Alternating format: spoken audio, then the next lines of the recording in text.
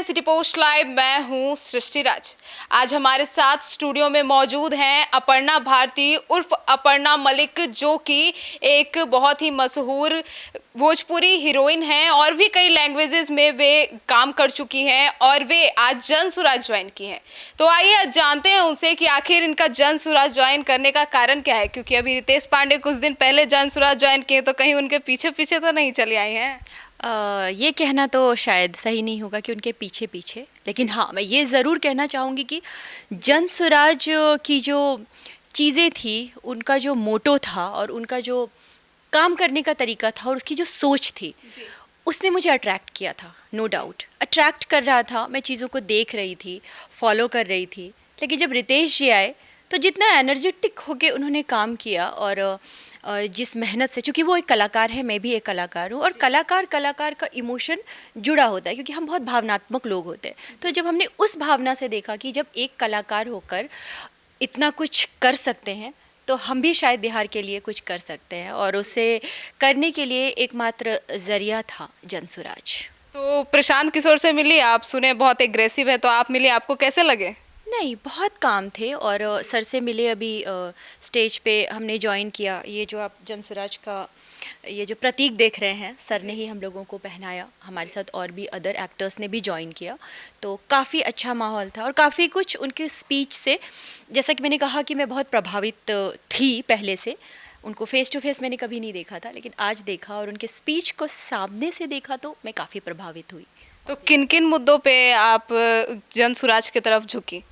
सबसे बड़ा मुद्दा है शिक्षा। शिक्षा का मतलब ये नहीं होता है कि आप स्कूल खोल दें, बिल्डिंग्स दिखा दें और शिक्षा अपने आप बंट जाएगी। नहीं, शिक्षा का जो मेन मोटो है वो ये होता है कि अगर मैंने आपको आम बोला तो आप समझो कि इन्होंने आम ही बोला है। आम कच्चा भी हो सकता है, आम पका भी हो सकता है, आम कार्बाइड में पकाया भी हो सकता है, आम पेड़ में भी पका हो सकता है। तो शिक्षा का असली मतलब होता है कि आपको ना चारों तरफ से नॉलेज ऑटोमेटिक आपके अंदर आ जाए। तो मैं वैसा शिक्षित बिहार देखना चाहती हूँ, और जिस दिन बिहार वैसा शिक्षित हो गया, उस दिन हमें नहीं लगता कि हमें यहाँ से पलायन करने की ज़रूरत होगी या फिर हमारी डिपेंडेंसी हो जाएगी। क्योंकि शायद सब लोग जानते हैं, लोग कहते हैं कि बिहार में सबसे ज़्यादा IPS IAS हैं, लेकिन कहाँ हैं? बिहार में तो है ही नहीं। तो फिर क्या फ़ायदा ऐसे IAS IPS का कि वो बिहार में है ही नहीं। और सबसे ज़्यादा सुनाई देता है कि सबसे ज़्यादा चपरासी, सबसे ज़्यादा गेट कीपर्स, जो मैं बैंगलोर में भी रहती हूँ, मुंबई में भी रहती हूँ, तो सबसे ज़्यादा इस तरह के मजदूर तबके के लोग जो है वो कौन है? तो अरे ये बिहारी है।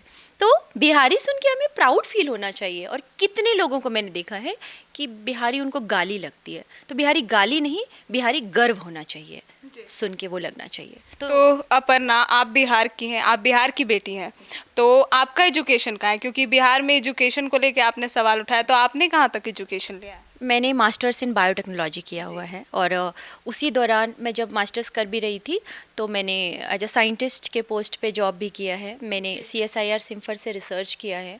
मैंने जो हमारा रिसर्च लैब था वो IIT में था, IIT धनबाद में। और मैं सेंट्रल सिल्क बोर्ड में मैं जूनियर साइंटिस्ट थी। ICMR में मैंने काम किया है, तो सेरी सिल्क बायोटेक, लाइक दैट मैंने। तो आपने जन सुराज ज्वाइन किया है, तो चुनाव लड़ने का प्लान है?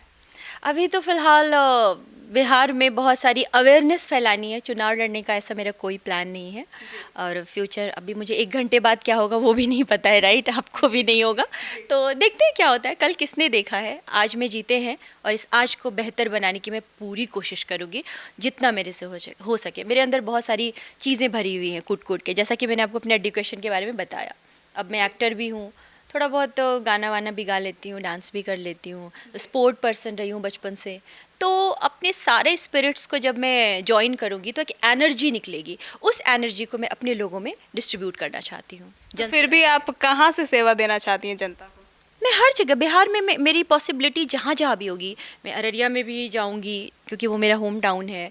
फिर अभी मेरा इवेंट था बेतिया में, तो वहाँ भी कुछ लोगों से मैं कनेक्ट हुई हूँ। तो मेरे कनेक्शंस जहाँ जहाँ हैं, जहाँ जहाँ मैं लोगों को जान पाई हूँ, मैं हर वो चाचा चाची दादा दादी रिश्ता का लाभ उठाऊंगी और उनको कहूँगी कि क्योंकि मैं अकेले कुछ नहीं कर सकती, अकेले एकता में बहुत शक्ति होती है। मैंने बचपन से वो स्टिक वाली कहानी पढ़ी है ना, तो मेरे दिमाग में बैठा हुआ है। तो मैं चाहती हूँ कि मैं लोगों के साथ जुड़ूँ और जुड़ के हम कुछ बड़ा करें। अवेयरनेस होगी ना तो चीज़ें बेहतर होंगी तो डेफिनेटली। आप इतना धीरे बोलती हैं तो लोग आपको सुन पाएंगे?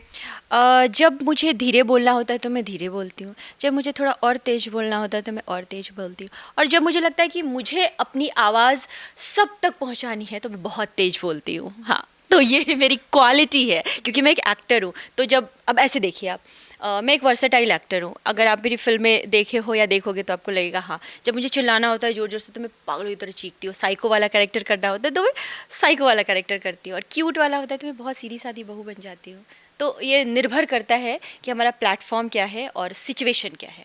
तो मतलब जनता को आप असली रूप दिखाइएगा या फिर एक्टिंग ही कीजिएगा? मेरा सारा असली रूप है।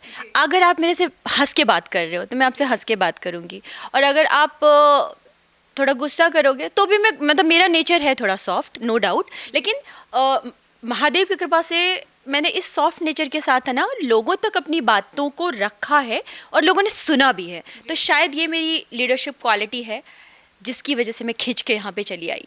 तो आज भी जब मैंने ज्वाइन किया था तो काफ़ी जो और भी हमारे जनसुराज के मेंबर्स थे तो उनके तरफ से ये सुनने को आया कि लीडरशिप क्वालिटी है। तो अब सब कह रहे हैं तो मैं देखती हूँ, हो सकता है 50 लोग भी मेरी बात सुन ले तो 50-50 करके शायद 50 लाख और ऐसे एक कारवां बनेगा। तो अपर्णा, आप हीरोइन हैं और जनता हीरोइन को देखने के लिए भीड़ भी लगाती है, और आप इतनी मासूम हैं, आप इतनी सॉफ्ट हार्टेड हैं, तो आप क्या इस भीड़ को मैनेज कर पाएंगी? एक एक्ट्रेस और भीड़ का रिश्ता ऐसा होता है जैसे कि एक माँ और बच्चे का होता है। हम जाएंगे तो भीड़ लगेगी ही, सेट पे भी जाती हूँ तो भीड़ लगती है।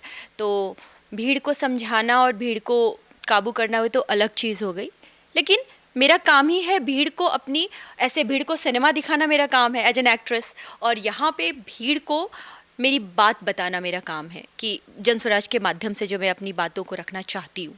तो मुझे लगता है कि भीड़ ही मेरी शक्ति बनेगी और उससे मुझे कुछ प्रॉब्लम या डिस्टर्बेंस तो नहीं होगी। तो मतलब कुल मिलाकर जनसुराज ज्वाइन करने के बाद आप लोगों को क्या मैसेज देना चाहती हैं? लोगों को ये मैसेज देना चाहती हूँ मैं कि अपर्णा मल्लिक, अपर्णा भारती आप लोगों को दिख रही है, जो यहाँ पे आप लोगों ने इतना प्यार दिया मेरी फिल्मों को। और मैं कहीं जाती हूँ तो मुझे लोग बोलते हैं कि आपने जो फिल्मों में किया है, जो आपका बात व्यवहार है, जो आपकी चीज़ें हैं मैडम, बहुत अच्छी लगती है। तो वो अपर्णा भी वैसी ही है, बहुत ज़्यादा अंतर नहीं है, लेकिन मेरा थोड़ा यहाँ पे है कि रियलिटी है, एक्टिंग नहीं होगी, बट एक्टिंग में भी हम रियलिटी ही दिखाने की कोशिश करते हैं और यहाँ रियलिटी में हम और रियलिटी दिखाने की कोशिश करेंगे। तो जनसुराज एक ऐसा सैलाब है जो बिहार को बदलेगा। और मैं कुछ बताना चाहती हूँ कि जनसुराज जो है क्यों शिक्षा के क्षेत्र में मैं क्यों और ज़्यादा उससे प्रभावित हुई। आपको भी पता होगा कि उन्होंने बोला है, जनसुराज के द्वारा बोला गया है कि वो इस तरह के स्पेशल शिक्षा प्रणाली को लेकर आएंगे जो कि विज़न बदल के रख देगा। तो उससे मैं और इम्प्रेस हो गई क्योंकि मैंने बताया ना मैं शिक्षित लड़की हूँ, तो मुझे शिक्षा बहुत प्रभावित करता है। और शिक्षा ही एक ऐसी चीज़ है जो कुछ भी बदल सकता है, कुछ भी। अगर ये सही है तो सब सही है। तो शिक्षा इसको पहले क्लियर करता है, फिर इसको क्लियर करता है, देन डिटॉक्स करता है। तो वो नेतरहाट और नवोदय की तरह हर प्रखंड में 5-5 स्कूल का निर्माण करेंगे, उसकी तरह फैसिलिटीज़ दी जाएगी। और उस जो फैसिलिटीज़ दी जाएंगी तो गरीब बच्चे भी, आपको पता है कि नेतरहाट और नवोदय से निकल के कितने ही IAS IPS बने हैं। तो जब इतने सारे नेतरहाट और नवोदय बनेंगे हमारे बिहार में, जो एक साल में तो संभव नहीं है, धीरे धीरे ही बनेंगे, लेकिन आप सोचो कि जब वो बनेंगे, फ्री बस सेवाएं गरीब बच्चों को दी जाएगी जिनको कि पढ़ने लिखने का, अभी भी बच्चे स्कूल जाते हैं लेकिन वो स्कूल जाते हैं, स्कूल से घर आते हैं। फ्रैंकली स्पीकिंग ऐसा ही हो रहा है क्योंकि हम लोग गांव में शूटिंग करते हैं, तो जब हम इंटरेक्शन करते हैं बच्चों से तो नॉलेज, अगर आप कॉन्वेंट स्कूल के बच्चों, इंग्लिश स्पीकिंग जो भी है स्कूल, उनके बच्चों का नॉलेज और सरकारी स्कूल के बच्चों के नॉलेज की बात करें तो ज़मीन आसमान का फ़र्क है। तो यही मैंने कहा कि नाम के लिए स्कूल खोलने से नहीं होता है, स्कूल खोलने के बाद उसमें शिक्षा प्रणाली पद्धति उस पर वर्क करना होता है। तो जनसुराज उस पर वर्क करने के लिए तैयार है। तो मुझे लगता है कि जनता हमारी बहुत ही ज़्यादा माइंडफुल हैं और वो पता है कि शिक्षा से बहुत कुछ बदलेगा, तो बदलने के लिए अगर तैयार हैं तो मैं तो आ चुकी हूँ, तो हमारी जनता भी आ ही जाएंगी। तो आप अपना वो फिल्म से रिलेटेड कुछ बताना चाहती हैं तो दर्शकों को बता दीजिए, क्योंकि आप अभिनेत्री हैं। बिल्कुल। तो अभी मेरी बहुत सारी फ़िल्में आ रही हैं, लाइक जैसा कि इन्होंने बताया कि मैंने 5 अलग-अलग इंडस्ट्रीज़ में काम किया है, कन्नड़ा, हिंदी, तमिल, तेलुगु, भोजपुरी। तो मेरी जो तमिल फ़िल्म आ रही है, बहुत जल्द थिएटर रिलीज़ होगी, मल्टीलिंगुअल है वो, इंडिया के हर शहरों में। और उसके अलावा मेरी जो तमिल फ़िल्म है, तेलुगु फ़िल्म है, वो अमेज़ॉन प्राइम पे डेडलाइन है, वो आप देख सकते हैं। उसके अलावा 1/4 का टीज़र टी सीरीज़ पे है, टी सीरीज़ तेलुगु पे। और भोजपुरी फ़िल्म की बात करें तो मैंने भोजपुरी में आई गेस 26 फ़िल्में पूरी कर ली हैं अपने इस 2 साल के कार्य, मतलब इसमें करियर में, भोजपुरी करियर में। तो ये तो महादेव का सीधा सीधा आशीर्वाद था और मेरी ऑडियंस का प्यार। तो थैंक यू सो मच।